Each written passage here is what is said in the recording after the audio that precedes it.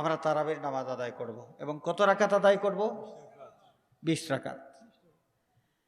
হাজরিনে কেরাম, এই ব্যাপারে আমাদের মধ্যে একটা ভুল ধারণা আছে তারাবির নামাজ নিয়ে। ভুল ধারণাটা হইল, আমরা অনেকেই মনে করি যে কোনো কারণে যদি তারাবির নামাজ পড়তে না পারি, কোনো কারণে তারাবির নামাজ যদি পড়তে না পারি, তাহলে পরের দিন আর রোজা রাখলে রোজা হবে না।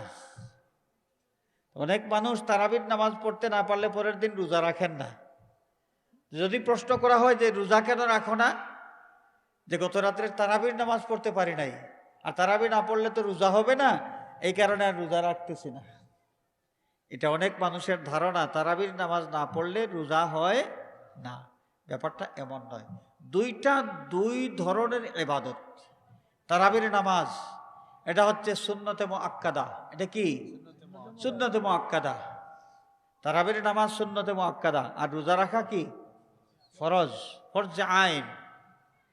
সুতরাং দুই ধরনের ইবাদত, একটা ছাড়া আরেকটা হবে না, বিষয়টা এমন নয়।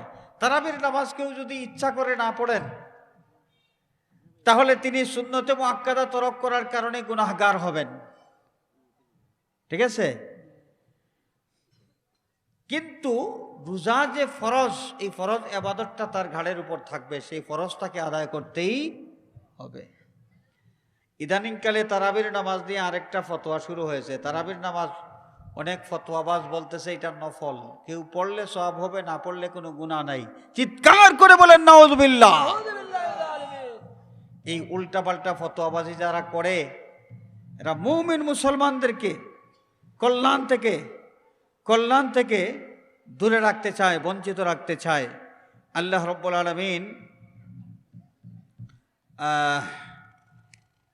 আমাদের সকলকে রোজার মাসের হক আদায় করার তৌফিক যেন দান করেন। সবাই বলি আমিন। আমরা যেন রোজার পবিত্রতা রক্ষা করতে পারি, আল্লাহ পাক এই তৌফিক আমাদেরকে দান করুন। আমিন।